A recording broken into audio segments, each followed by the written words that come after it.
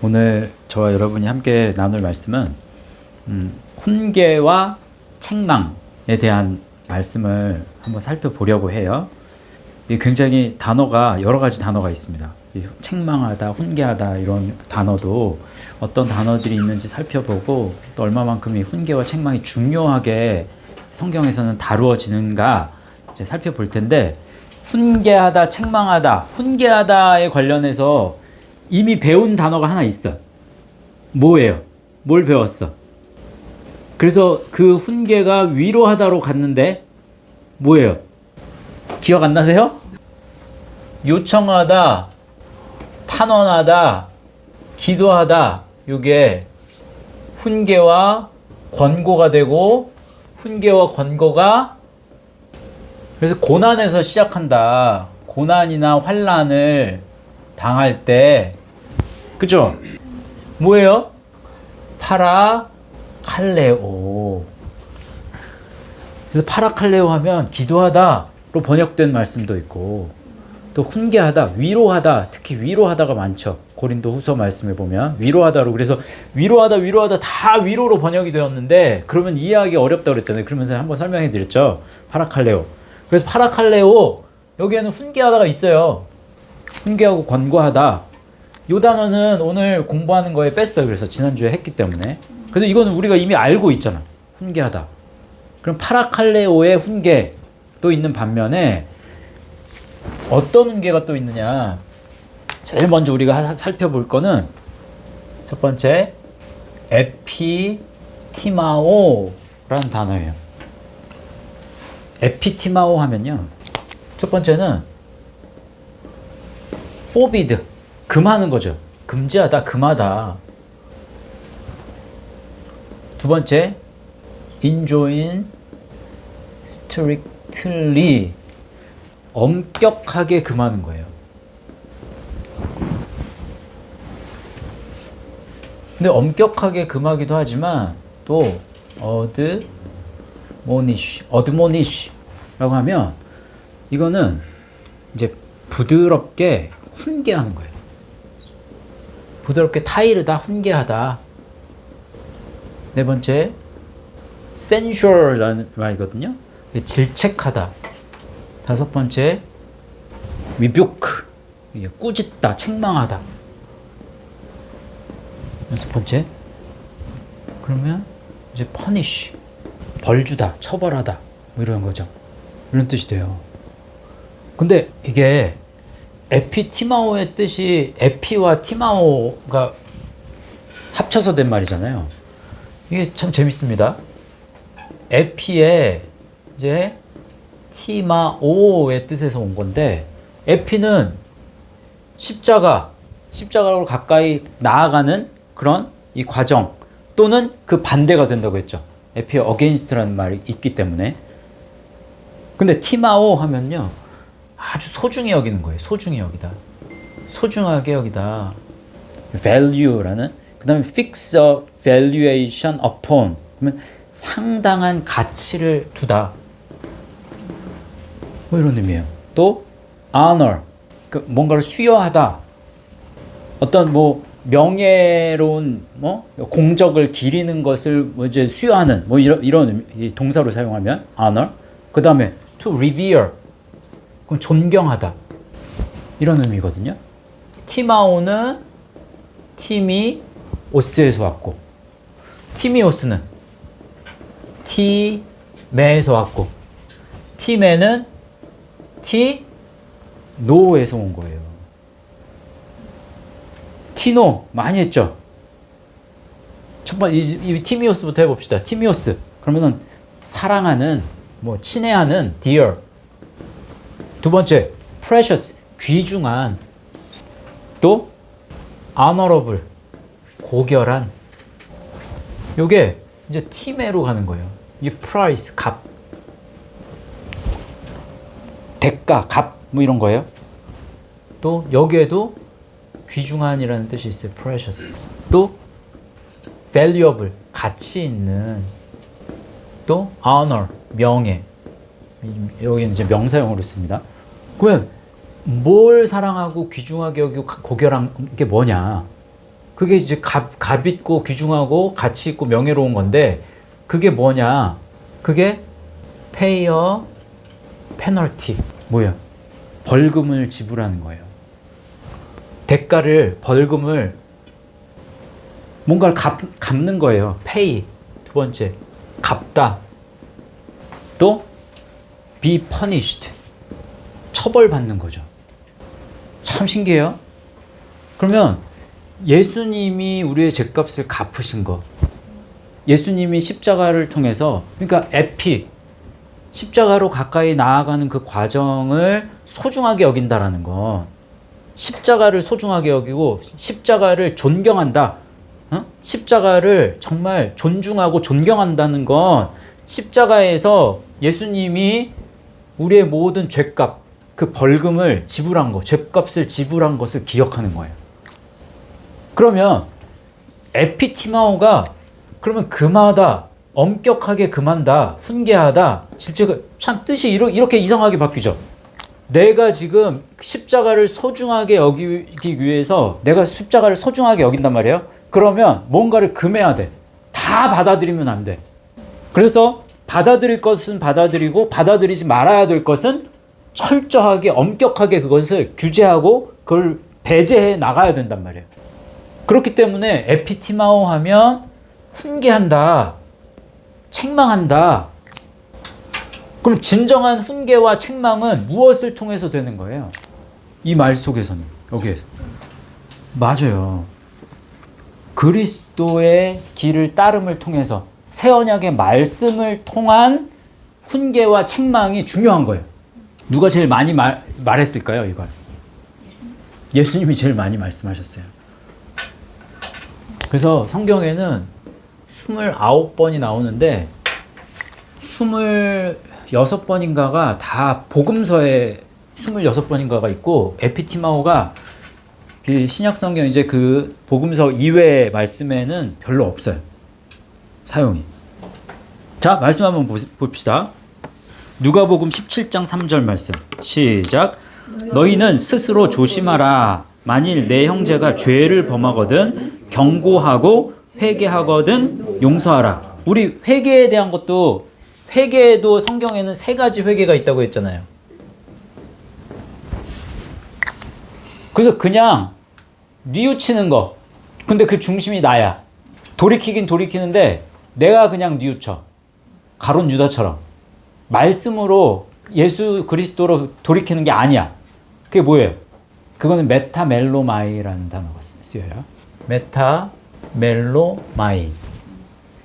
그럼 당연히 여기에서 회개하거든 이게 메타멜로마이가 쓰이진 않았겠죠. 그 다음에 많이 사용되는 건 메타노에오예요. 메타노에오. 뭐 노에오 하면 이따가 이제 노에오 우리가 누스 뭐 기노마임 이제 그런 데서 온 건데 이성 뭐 마음 뭐 이런 뜻이 있거든요. 뭐 지식. 그래서 메타노에오. 오늘 말씀에서는 메타노에오가 쓰였습니다. 근데 더 돌이키는 것에 더 가까운 거, 그거보다 더 그리스도 중심으로 돌이키는 거, 그건 뭐예요? 에피가 들어가겠죠. 에피 뭘까요? 스트레포. 스트레포 하면 턴, 뭐 리턴. 그래서 그리스도 중심으로 그리스도께 가까이 나아감을 통해서 돌이키는 거예요. 에피스트레포. 이게 회개예요. 예전에 했습니다. 잠깐 복습해드리는 거예요. 요거는 지금 말씀 보시면 죄를 범하거든. 그러면 무엇이 죄예요? 형제가 죄를 범했다. 십자가의 항해에서 벗어나는 거예요. 파선했던지 아니면 그 길에서 벗어나는 게 죄입니다. 다시 그러면 이제 그 길로 나아가야 되잖아요. 그러니까 십자가가 얼마만큼 소중한지를 이야기해 주는 거예요. 에피티마오. 그게 책망이란 말이에요. 훈계. 그렇게 구별해서 사용이 됩니다. 유다서 1장 9절 말씀 읽어보세요. 시작. 천사장 미가엘이 모세의 시체에 관하여 마귀와 다투어 변론할 때에 감히 비방하는 판결을 내리지 못하고 다만 말하되 주께서 너를 꾸짖으시기를 원하노라 하였거늘 이라고 말씀하죠. 그럼 미가엘이 어떤 천사장이에요? 군대 싸우는 천사장이죠. 그런데 미가엘이 모세의 시체에 관해서 이 모세의 시체 뭐 썼을까요? 이 단어. 푸시케, 푸뉴마, 뭐 사륵스, 소마 뭐 썼을까요? 소마가 쓰였습니다. 소마. 소마를 제가 설명드릴 때 구원을 전제로 한 뭐라고 그랬어요? 몸이나 시체라고 말씀드렸어요. 구원을 전제로 한 이 육체 덩어리잖아요. 그럼 이 육체가 영혼하고 분리되었든 분리되지 않았던 소마는 어떤 구원과 관련되어 있는 그런 연계성을 가지고 있습니다. 그래서 모세의 시체에 관해서 마귀와 다투어 변론했대요. 근데 감히 비방하는 판결을 내리지 못했대요. 그러면은 말싸움에서 이기지 못했다는 얘기거든요. 무엇 때문에 말싸움에서 못 이겼을까? 천사가 말씀을 안다 모른다. 일단 각 천사마다 하나님이 명하시는 명령만 수행할 뿐이에요. 그래서 천사도 그래서 이 베드로서에 보면 이 말씀을 연구하고 묵상하는 그런 사람들에 관해서 천사도 흠모한다고 그러거든요. 그래서 천사도 그 살펴보기를 원한다고 해서 파라쿱토라는 말, 살펴보는 게 몸을 이렇게 굽혀가지고 들여다보는 거거든요. 그러니까 눈에 보이지는 않지만 천사들이 이제 그 수행 천사들이 이제 붙잖아. 예수 그리스도를 믿는 사람들에게는 천사들이 이제 따르잖아요. 얼마나 많은 천사들이 붙는지는 이제 모르겠지만, 근데 수행하는 천사들이 우리가 말씀을 묵상하고 연구하게 되면, 그러면 그거 보고 싶어가지고 이렇게 들여다본다는 거예요. 그게 참 재밌어요. 지금 말씀으로 이기질 못했다는 거예요. 마귀가 잘못됐다는 건 알아. 그러니까 뭐라고 얘기해요? 나중에 주께서 너를 꾸짖으시기를 원하노라. 이때 꾸짖으시기를 원하노라 에피티마우 썼어요. 그럼 그 의미 가운데는 예수님이 십자가의 길을 통해서 만드신 이 놀라운 사건이 너 얼마나 중요한 건데 네가 그걸 반대하잖아. 이게 맞는 건데. 그래서 그걸 통해서 너 처벌받기를 원해 라고 얘기할 수 있는 거예요. 디모데후서 4장 2절 말씀 시작. 너는 말씀을 전파하라. 때를 얻든지 못 얻든지 항상 힘쓰라. 범사에 오래 참음과 가르침으로 경책하며 경계하며 권하라. 지금 오래 참음과 가르침으로 지금 이제 세 가지를 하는 거예요. 경책하며 경계하며 권하라. 지금 요 경계하며 요게 에피티마우가 사용이 됐어요. 그러면 오래 참음과 가르침으로 십자가가 얼마만큼 소중한지를 지금 알려주는 거예요. 그게 십자가가 얼마만큼 소중한지를 알려주고 가르침에 있어서 가르침은 책망이 수반이 되는 거예요. 훈계와 책망은 훈계하고 책망한다. 그러면 에피티마우 한다. 그러면 그 십자가의 가치가 얼마만큼 소중한지를 잘 알려주기 위해서는 훈계하고 책망해야 돼. 꾸짖어야 되는 거예요. 그래서 말씀으로 어떻게 해야 돼요? 어린 아이가 되기 위해서는 맞아야 되는 거예요. 어린 아이는 맞는 거예요. 맞는 것. 잘못했을 때 두들겨 맞아야 돼. 그래서 말씀으로 치고 쏘고 때림을 당해야 된단 말이에요. 그 경계는 에피티마오예요. 그러면 경책도 아주 비슷한 말인데 여기에 경책이라는 말이 사용이 됐는데 이게 뭘까요? 여기에는 우리가 이제 두 번째로 배울 책망이 나와요. 두 번째로 배울 이제 에피티마오의 책망과 훈계가 있는 반면에 두 번째 요게 이제 경책하다 요건데 요게 엘렌코라는 말이에요. 자, 엘렌코는 여기다가 쓰겠습니다. 엘렌코의 이 단어는 tell one's fault. 누구의 잘못을 말하다. 그거 잘못됐다고 얘기하는 거예요. 잘못된 걸 잘못됐다고 말하는 거 굉장히 중요하죠. 그러면 그게 뭐냐? to expose. 이게 노출시키는 거거든요. expose. 그러니까 이게 노출한다라는 게 노출시킨다. 그러니까 폭로한다. 이런 의미예요. 자, 그러면 노출시키고 폭로한다. 이런 말은 다시 말하면 reprove라는 말이에요. 꾸짖다. 꾸짖다 또는 rebuke. 다섯 번째는 convict라는 말이에요. convict. 그러면 이 convict는 뭐냐? 죄를 입증하는 거예요. 또는 죄를 선고하다. 여섯 번째, convince라는 말이에요. 우리가 제일 많이 아는 convince는 확신시키는 거거든요. 확신하다, 확신시키다. 그러니까 근데 죄를 확신시키는 거니까 죄를 납득시키다. 그게 죄인지를 납득시키려면 그러면 꾸짖는 게 필요한 거예요.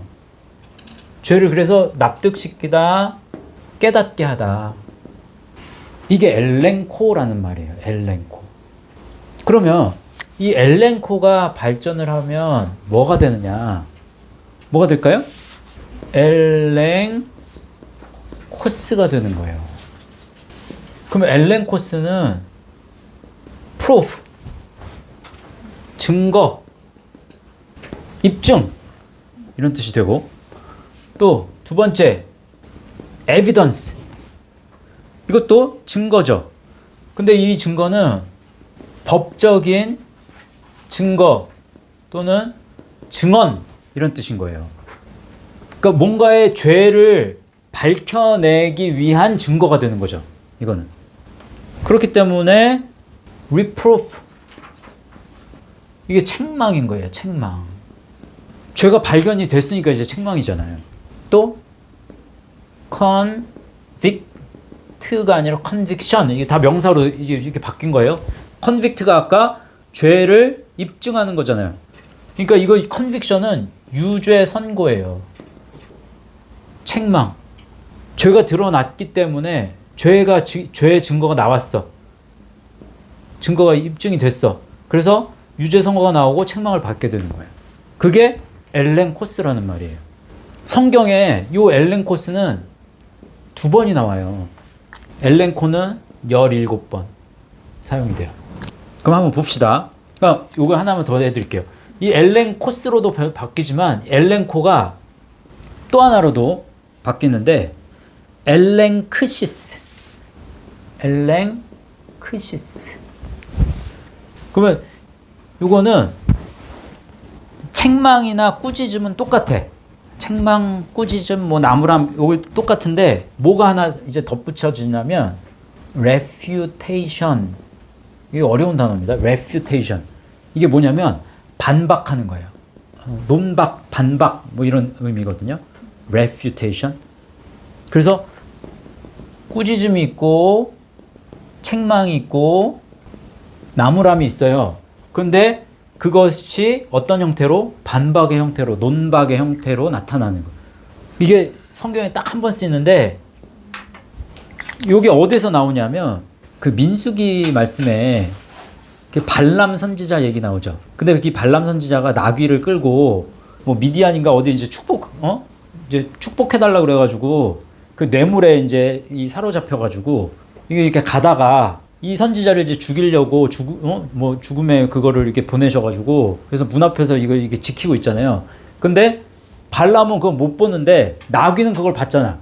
그래서 나귀가 주인이 죽을까봐 이 벽에다가 이 발을 막 이렇게 짓이기니까 뭐라 그래요? 이 발람이 이 나귀가 미쳤다 그러면서 이 지팡이로 이 나귀를 때리잖아요. 그랬더니 하나님이 나귀 입을 여셔서 동물이 말하는 경우가 몇 번 안 나오는데 딱 여기서 나귀가 입을 열어가지고 말하죠. 근데 나귀가 말했을 때 그 말을 논박이라고 해요. 반박, 꾸짖음.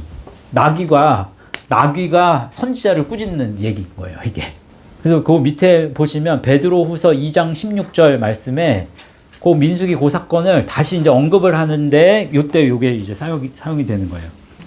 베드로후서 2장 16절 먼저 읽어봅시다. 시작.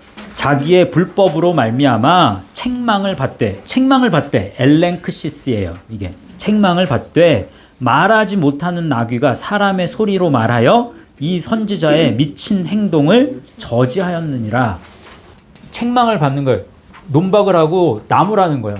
얼마나 말씀하고 멀면 이성 없는 짐승이 선지자를 꾸짖는 거예요. 굉장히 의미가 있어요, 이 말씀 보면. 자, 엘렌코가 이제 사용된 말씀 이제 두 개 한번 살펴봅시다. 요한복음 16장 8절 말씀이에요. 시작. 그가 와서 죄에 대하여 의에 대하여 심판에 대하여 세상을 책망하시리라. 책망하신다. 이때 엘렌코가 쓰인 거예요. 그럼 죄에 대해서 폭로하는 거예요. 죄에 대해서 의에 대해서 심판에 대해서 다 노출시키는 거예요. 뭐가 잘못되고 잘 됐는지를 정확하게 말한다는 거예요. 그래서 죄를 입증하는 거예요. 사람들의 죄를 입증시키는 거예요. 그때 책망. 그러면 그가 와서, 그가 누구예요? 아닙니다. 성령. 예수님이 성령의 또 다른 보혜사가 오셔서 그래서 성령을 가리킵니다. 이때 그는 성령입니다. 예수님 아닙니다. 또 히브리서 12장 5절 말씀 읽어보세요. 시작. 또 아들들에게 권하는 것 같이 너희에게 권면하신 말씀도 잊었도다. 일러스되 내 아들아 주의 징계하심을 경히 여기지 말며 그에게 꾸지람을 받을 때에 낙심하지 말라. 이때 꾸지람을 받을 때에 이게 엘렌코가 쓰였단 말이에요. 그러면 잘못을 지적받을 때, 잘못이 드러났을 때, 그래서 꾸지람을 받을 때 이때 엘렌코가 쓰였는데 요 앞에 말이 이게 좀 아리까리예요. 또 아들들에게 권하는 것 같이 너희에게 권면하신 말씀도 잊었도다. 이게 무슨 말이에요? 이상하죠, 좀. 아들들에게 말할 때요. 이게 좀 의미를 파악을 하면 이게 쉽게 알게 되는데 보통 부모가 자녀들한테 막 얘기할 때요. 잔소리를 많이 합니까, 안 합니까? 내가 잔소리를 하는지도 모르게 잔소리를 해요. 그죠? 그걸 생각하시면 딱 알아들은 거예요. 그러니까 아들들에게 권하는 것 같이 너희에게 권면하신 말씀도, 이게 권면하신 말씀도 이게 파라칼레오가 변할 때 파라클레시스라고 이제 바뀐다고 그랬잖아요. 의미는 똑같다고 그랬잖아요. 파라칼레오 하면 훈계하고 위로하는 거잖아요. 그러니까 자녀들을 위로하고 싶은데 그게 결국엔 위로가 돼. 근데 그게 훈계 과정, 훈계하는 것을 통해서 위로하는 거예요. 어떻게 보면. 근데 잊었도다 그랬죠. 너희에게 권면하신 그러니까 훈계도 잊어버렸다. 잊었다. 여기 에클란다노마이라는 말인데 완전하게 알아차리지 못한다. 이런 의미가 있어요. 그러니까 다시 말하면 내가 훈계하는 것을 완전하게 훈계인지도 모르고 그걸 알아차리지 못한다. 막 말을 하는데 그게 훈계인지도 모르고 말을 하는 거야. 그렇게 말하는 게 누구한테 말을 많이 해요? 그렇게 많이? 자녀들한테 그렇게 많이 얘기를 한다고. 그 잔소리를 달고 사는 것처럼 그렇게 이제 막 이렇게 얘기를 하는 거예요. 그 말이 지금 이런 말이에요. 또 아들들에게 권하는 것 같이 너희에게 권면하신 말씀도 잊었도다. 그러면서 내 아들아, 일렀을 때 내 아들아 주의 징계하심을 경히 여기지 말며 그에게 꾸지람을 받을 때 낙심하지 말라. 그러니까 이 말을 이게 굉장히 중요한 말이니까 계속 꾸지람인지도 권고고 훈계인지도 모르게 이 말을 계속 하는 거예요. 어떻게 보면. 그래서 내 아들아 주의 징계하심, 이게 파이데이아라는 말이거든요. 파이데이아 어디에서 온 말 같죠? 파이디온하고 굉장히 비슷한 그 류의 단어입니다. 그래서 파이데이아 하면 가정교육이에요. 훈련, 양육 이런 뜻이에요. 파이데이아. 이게 파이듀오에서 왔어요. 파이듀오는 파이스, 파이스는 파이오. 파이오에서 온 말이에요. 이 파이스가 파이듀오로 갔다가 파이듀오가 이제 파이데이아. 그래서 가정교육. 파이듀오 하면 양육하다, 훈련하다 이런 뜻입니다. 그러면 내 아들아 주님이 징계하심, 주님이 훈련하신 같이 가정교육을 하시는 것을 경히 여기지 말라는 거예요. 그가 그의 꾸지람을 받을 때 말씀을 우리가 들여다보면 말씀을 깊이 들여다볼수록 어떻게 해요? 꾸지람을 받아요. 그 꾸지람을 통해서 위로를 받는 거예요. 그죠? 그래서 꾸지람을 받는 것을 그때 낙심하지 말라. 이게 되게 재밌습니다. 낙심하다. 에클리오라는 말이거든요. 근데 에클리오 하면 낙심이 뭐냐, 이 낙심이 어떤 상태가 낙심인지를 굉장히 정확하게 얘기해 줍니다. 이건 첫 번째는 이 낙심 에클리오 하면요, 첫 번째 faint라는 뜻이 있어요. faint 쓰러지는 거잖아요. 실신하다, 졸도하다 이런 의미예요. 이거하고 이제 의미가 맞잖아요. 어떤 의미에서? 그러니까 이렇게 뭔가 꾸지람을 받을 때 너 그러니까 정신이 이렇게 나가지고 이렇게 졸도하지 마 라는 뜻도 있지만, 두 번째 뜻은 참 이게 재밌는 게 relax. 이 방어 기제가 어떤 사람은 그거를 너무 심하게 받아들여서 졸도를 하지만 그걸 완전히 방어 기제로 쳐내는 사람이 있어요. 그러면 이 to relax라는 말이거든요. to relax. 휴식하다. 긴장을 풀다. 그러니까 낙심에는 두 가지 이 현상이 나타나는 거예요. 어떤 사람은 낙심했을 때, 어떤 사람은 그 낙심인지 모르죠. 이런 경우는 난 너무 뭐 시험을 못 봐도 막 룰루랄라, 뭔가 큰 일을 당했는데도 그거에 나는 낙심하지 않아, 이렇게 표현한단 말이에요. 아니에요. 그건 낙심한 증거예요. 뭔가 긴장을 풀어버려. 긴장을 해야 되는 지금 시간에. 그러니까 완전히 긴장해서, 너무 심하게 긴장해서 졸도하고 실신해서도 안 되지만 둘 다 이게 낙심에 속합니다. 왜 그래요? 십자가의 길, 우리 I로 공부할 때 십자가 이제 그 항해하다라는 뜻도 있지만 keep in suspension이라고 그랬잖아요. 그게 뭐예요? 긴장을 늦추지 않는 거예요. 긴장감을 계속 유지하는 거라고.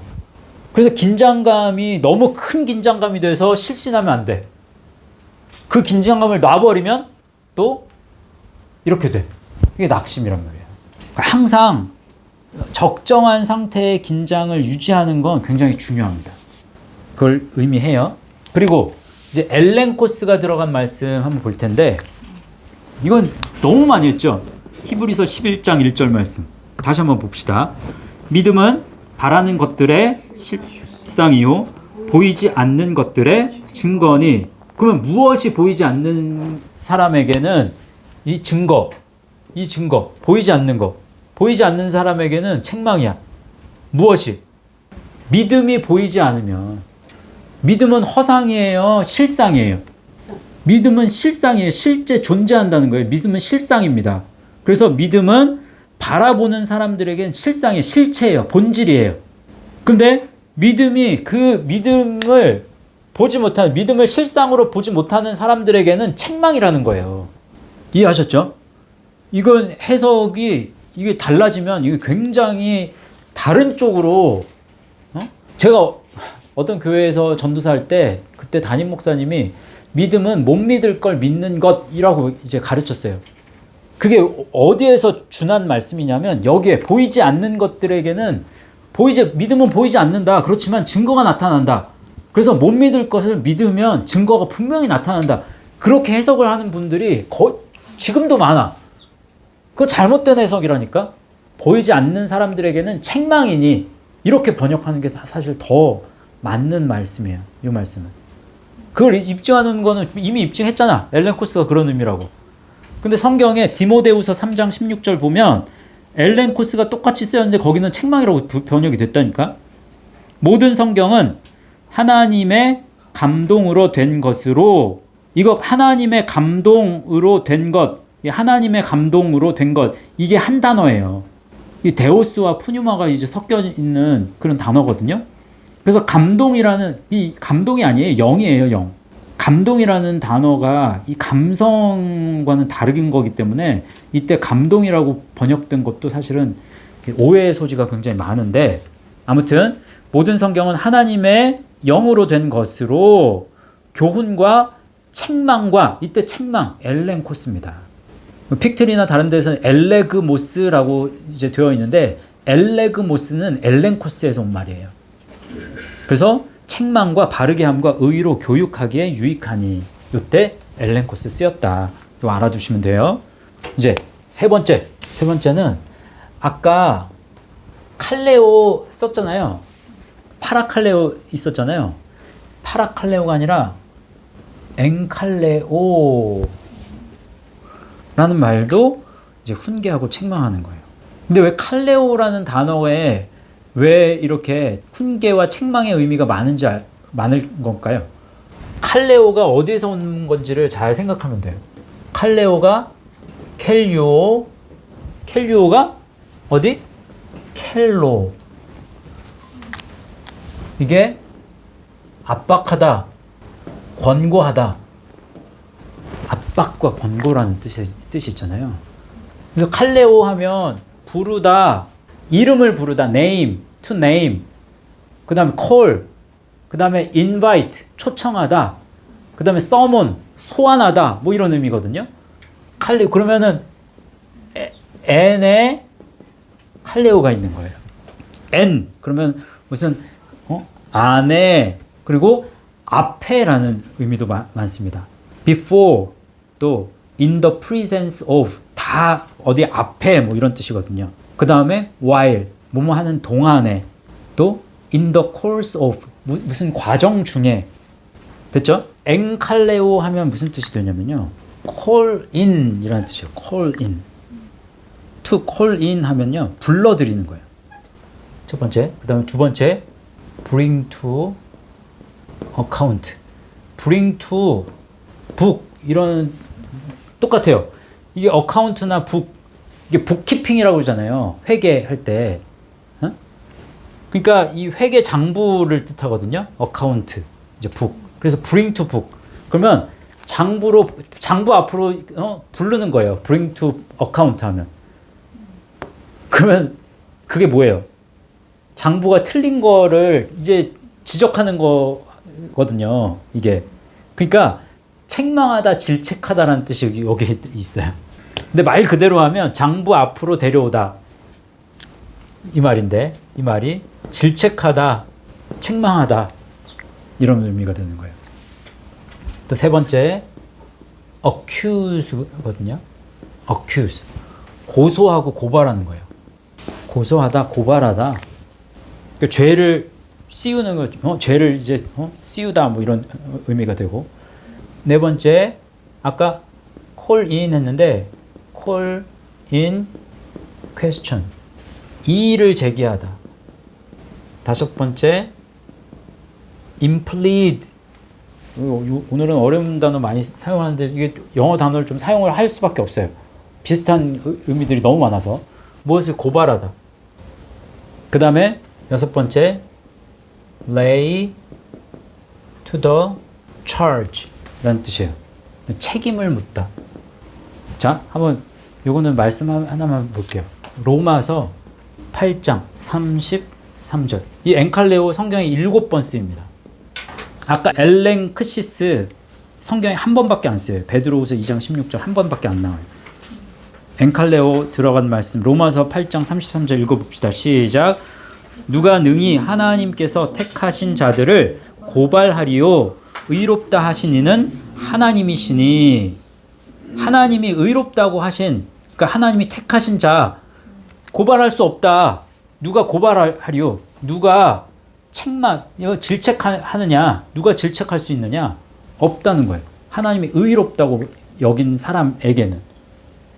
누가 이 일을 제기하느냐? 누가 책망하느냐?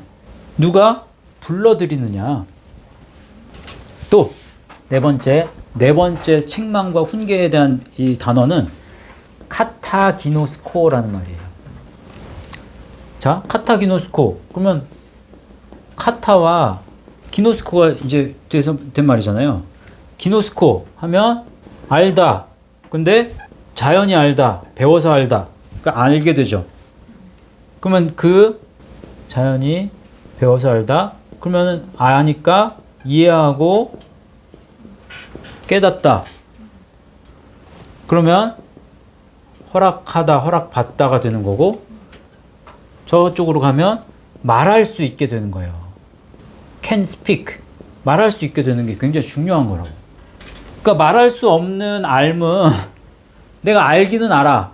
근데 말은 못해. 아까 그 천사장 미가엘이 사탄하고 싸웠는데 분명 알기는 아는데 제대로 몰라. 그래서 말을 못해서 못 이겼단 말이에요.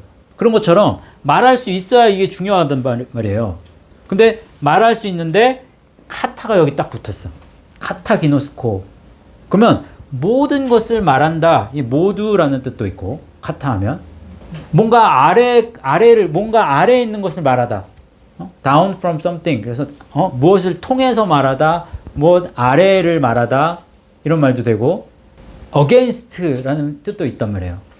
그러면 그것을 그러니까 이 반대로 말하는 거예요. 반대로. 카타기노스코 하면 to note against라는 뜻이에요. 반대를 표하는 거예요. 그거 잘못했어요. 나 그거 반대합니다. 이렇게 반대를 표명하는 거예요. 또 find fault with. 잘못을 지적하는 거예요. 잘못을 지적하다. 반대를 말한다는 게 그런 의미죠. blame. 비난하는 거죠. condemn까지 가요. condemn 하면 정죄하는 거죠. 그냥 유죄 판결 내리는 거거든요. 정죄하다. condemn. 이 사건이 어디에 나오냐면 이 성경에 이제 3번 나오는데 대표적으로 게바가 안디옥에 왔을 때 그 사도 바울이 게바를 꾸짖을 때가 있어요. 베드로를 꾸짖을 때가 있죠. 왜요? 왜 꾸짖어요? 같이 식사하는 자리에서 뭐. 예, 같이 식사를 하다가 이방인하고 같이 식사하는데 이제 그 무슨 유대인들이 또 이제 오니까 도망가가지고 그래서 그거 이제 꾸짖는단 말이에요. 근데 그 얘기가 이제 갈라디아서 2장 11절 말씀에 거기 이제 나오죠. 게바가 함께 읽어보겠습니다. 게바가 안디옥에 이르렀을 때에 책망받을 일이 있기로 내가 그를 대면하여 책망하였노라. 다 책망이라는 단어를 썼지만 지금 처음 책망받을 일이 요게 카타기노스코예요. 그러면 게바가 안디옥에 이르렀을 때 잘못을 지적받을 일이 있어서 내가 뭔가를 반대를 표명할 것이 있어서 내가 그를 대면하여 이제 책망했대. 뒤에 책망은 안디스테미라고 써 있죠. 안디스테미. 안티와 히스테미. 서다라는 의미.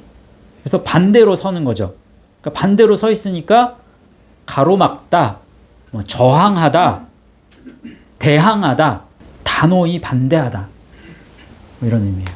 그래서 그 책망하였노라 요 뜻은 책망의 의미는 많지는 않습니다. 반대의 의미가 많지. 이때 책망은 그래서 제가 안디스테미는 안 넣었어요. 이제 마지막 단어 여기다가 쓸게요. 5번째 누데테오라는 말이에요. 누데테오. 성경에 8번 쓰이는데요. 누데테오는 뭐냐? put in mind. 상기시키다. 자꾸 상기시키는 거예요. to caution. 주의하는 거죠. 주의시키다. reprove 꾸짖는 거였거든요, 아까. 예? 근데 reprove gently. 점잖게 나무라는 거예요. 4번째 admonish. 부드럽게 타이르다. 책망하다. 타이르다.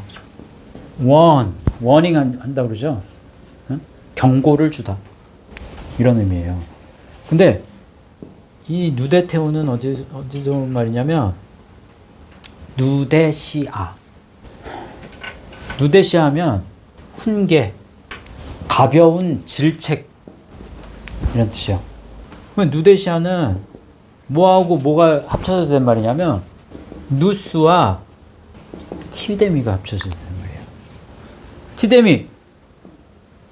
그러면 놓다. 놓았으니까 가라앉다. 그래서 가라앉으면 어떻게 돼요? 머무르다. 예? 그 다음에 머무르다, 무릎 꿇다, 안수하다까지 가요. 그 다음에 어떻게 돼요? 어디까지? 출발하다. 그래서 출발하다, 떠나다, 하나 더 한다면 만들다. 됐죠? 그러면 누스는요? 누스 뭐 할 때 많이 했는데 누스. 이 마음 우리 공부할 때 카르디아의 마음, 누스의 마음 이게 여러 가지 했었어요. 그래서 누스 하면 마음, 이해, understanding, 그 다음에 intellect, 지성이에요. 지성. 분별, 지성 이런 뜻이에요. 그러면 누스는 어디서 온 말이에요? 여기 배운 것 중에 있는데 누스 기노스코에서 왔어요. 기노스코가 발전하면 이제 누스로 발전됩니다. 그 이게 티데미가 제일 마지막에 출발하다 만들다가 있잖아요. 그럼 그걸로 말을 만들어 보면 마음을 만들다, 분별과 이성과 이해와 지성을 만드는 거예요. 만드는 거. 그러면 분별력을 갖출 수 있는 사람이 되도록 한다. 누군가를. 뭔가 좋은 걸 많이 경험하는 거 그게 아니라 지금 성경에서는 계속 타이르고 책망하는 거, 경고와 뭔가 하지 말라고 하는 거, 주의를 받아들이도록 하는 거. 그래서 멈춰라고 했을 때 멈추고 가라고 했을 때 가는 어떤 순종하는 것의 개념이 이거 책망을 잘 받는 사람인지 아닌지를 지금 나타내는 거예요. 어떻게 보면. 그래서 세상에서는 누가 훈계하는, 왜 이렇게 사람이 그렇게 가르치려고 들어? 누군가 가르치려고 하는 사람 되게 이제 싫단 말이지. 그래서 그런 사람 주위에는 사람이 안 붙어. 세상에선 그래요. 근데 영적인 관점 속에서는 우리가 그리스도께로 가까이 갈수록 새 언약의 말씀은 우리에게 계속 꾸짖어요. 칭찬은 별로 안 해. 계속 말씀으로 가면 갈수록, 말씀하고 가까이 가면 갈수록 어떻게 한다? 훈계하고 책망을 많이 한다니까. 그래서 그 훈계와 책망을 기꺼운 마음으로, 즐거운 마음으로 그걸 받아들일 수 있는 사람이 성장할 수 있는 거예요. 그래서 그러한 들을 귀를 여셔야 돼요. 그게 굉장히 중요합니다. 한번 말씀 이제 보겠습니다. 누데테오가 들어간 말씀. 사도행전 20장 31절 말씀. 시작. 그러므로 여러분이 일깨어 내가 3년이나 밤낮 쉬지 않고 눈물로 각 사람을 훈계하던 것을 기억하라. 이 훈계한다. 그럴 때 그러니까 아주 그냥 심하게 꾸짖는 게 아니라 누데테오 하면 알아들을 수 이해할 수 있도록 저 사람이 이해할 수 있으려면 점잖게 타일러야 되잖아요. 그러니까 우리는 사실 요걸 굉장히 잘 배워야 됩니다. 누데테오. 지혜롭게 해야죠. 데살로니가 후서 3장 14절 15절 시작. 누가 이 편지에 한 우리 말을 순종하지 아니하거든 그 사람을 지목하여 사귀지 말고 그로 하여금 부끄럽게 하라. 그러나 원수같이 생각하지 말고 형제같이 권면하라. 이때 형제같이 권면하라. 그러면 이때 누데테오가 쓰인 거예요. 그러면 잘 이해할 수 있도록, 그가 받아들일 수 있도록 꾸짖어라. 일깨워줘라. 원수같이 생각하지 말아라. 되게 힘들어요. 어렵습니다. 또 데살로니가 전서 5장 14절 말씀 시작. 형제들아 너희를 권면하노니 게으른 자들을 간 자들을 격려하고 힘이 없는 자들을 붙들어주며 모든 사람에게 오래 참으라. 이때 또 형제들아 너희를 권면하노니 이때 파라칼레오가 쓰인 거예요. 거기 적혀 있죠. 파라칼레오라고. 요청, 기도, 그 다음에 권고, 그래서 위로까지 가는 거죠. 그래서 너희를 권면하노니 뭘 권면해요? 그러니까 결국에는 이제 위로하는 건데 어떻게 위로하느냐? 게으른 자들, 아탁토스라는 말이거든요. 아와 타소라는 말과 아가 붙은 말이에요. 아탁토스라는 뜻은 정돈되지 않은 이라는 뜻이 제일 커요. unarranged. 자기 삶에 있어서, 자기 공간에 있어서, 시간에 있어서, 뭐 여러 가지에 있어서 정돈이 되지 않아. 정돈되지 않았다라는 말은요, insubordinate라는 말, 순종하지 않는, 반항하는, 순종하지 않는 이런 뜻이 있습니다. 그러니까 제멋대로 하는 거죠. unruly라는 말이에요. 그래서 제멋대로 하는 이런 사람을, 게으른 자들을 권계하며, 이때 권계하며 이제 누데테오예요. 누데테오. 이게. 그러면 아주 점잖게 타이르며, 점잖게 책망하며, 또 마음이 약한 자들 올리고 피코스라는 말이에요. 마음이 약한 자 올리고 피코스. 그러면 올리고스에 푸시케가 붙은 말이에요. 이게 동물적인 생명의 본질이라는 뜻이잖아요. 푸시케. 이 육덩어리. 근데 이 육덩어리가 아주 작아. 그러니까 약한 거예요. 그래서 이 올리고피코스 하면 정신박약의 뭐 이런 의미도 있습니다. 거기에.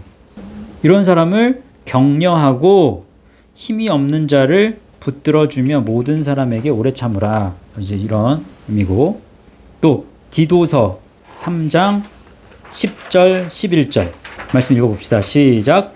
이단에 속한 사람을 한두 번 훈계한 후에 멀리하라. 이러한 사람은 내가 아는 바와 같이 부패하여 스스로 정죄한 자로서 죄를 짓느니라 라고 해요. 그러니까 이단에 속한 사람 한 번, 두 번은 훈계하래요. 그래서 점잖게 나무라라. 경고를 주어라. 너 그거 잘못됐어. 그거는 이러이러해서 안 돼. 올바른 구원이 아니야. 라는 걸 점잖게 이제 설명을 해주는데, 그렇게 말한 다음에는 어떻게 하래요? 멀리 하는 거예요. 가까이 하지 말아요. 성경에 그렇게 얘기합니다. 근데 왜? 이러한 사람은 네가 아는 바와 같이 부패한다. 부패했다라는 뜻이 뭐냐면요. 엑스트레포죠. 그러면 스트레포. 돌이키는데 돌이키면서 벗어난 거예요. 완전히 분리된 거예요. 돌이키면서 완전히 떨어져 나왔어. 돌이킬 그 가망이 없다는 얘기예요. 엑스트레포는. 그게 부패했다는 뜻. 멸망하다, 부패하다 이런 뜻입니다. 그래서 스스로 정죄한 이게 한 단어예요. 스스로 정죄하다. 아우토 카타크리토스라는 말인데, 아우토스 스스로, 카타크리노 이제 정죄하는 거죠. 카타크리노 하면 저주하다, 정죄하다. 아까 카타 이게 반하여라는 뜻이었잖아요. 반하여 판결을 내리는 거예요. 그리스도의 판결하고 정반대의 판결을 내리는 거예요. 근데 누가? 지가. 스스로. 그러니까 돌이키기가 가장 어려운 부류가 이단에 빠진 자입니다. 제일 멀어. 이 말씀의 길에서 제일 멀리 있는 사람에 속하는 사람들이 그런 유가 아닌가 싶어요. 근데 그런 사람들에게조차 훈계는 한번 할 수 있다. 한 번, 두 번. 그러니까 우리가 얼마나 이 마음이 좀 넉넉한 마음을 가지고 있어야 되는가. 상대적으로 그런 마음도 좀 듭니다. 여기에 데살로니가전서 5장 14절 제일 마지막에 모든 사람에게 오래 참으라. 그러면 모든 사람에 대해서 구원의 기회를 주어라 이런 얘기예요. 네가 그 역할을 한 번, 두 번. 그러니까 긍휼의 마음을 가지는 게 굉장히 중요하죠. 근데 정죄하기는 굉장히 쉬워요. 누군가를 비판하고 판단하고 정죄하기는 쉽지만 이 긍휼의 마음을 가지는 건 참 어렵습니다. 이게 양면의 날처럼, 그러니까 한쪽 면은 굉장히 날카로움을 가지고 있어야 돼. 뭔가를 분별하기 위해서. 그래서 훈계하고 또 책망하는 그런 날이 있어야 되지만, 한편으로는 또 긍휼의 마음, 뭔가 이렇게 품어주는 그런 수용의 마음도 우리 안에는 필요합니다.